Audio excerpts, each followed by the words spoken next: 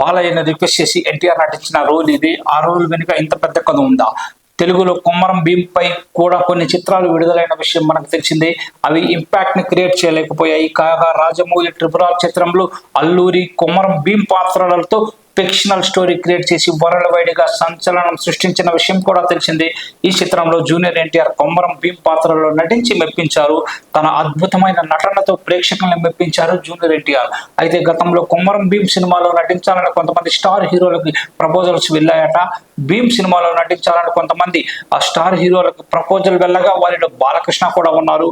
బాలకృష్ణ దర్శకత్వం దాసరి నారాయణరావు కాంబినేషన్ లో పరమ వీరచక్ర అనే చిత్రం తెరకెక్కింది.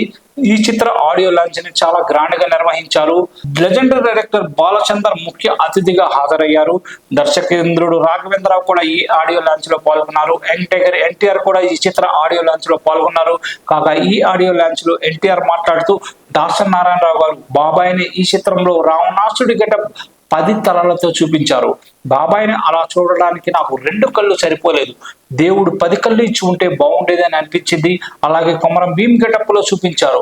బాబాయిని అలా చూడగానే అర్జెంటుగా వీళ్ళిద్దరి కాంబినేషన్ లో కొమరం భీం చిత్రం రావాలని కోరుకున్నానని తెలిపారు. ఆ కోరిక ఎప్పుడు తీరుతుందో తెలియదు.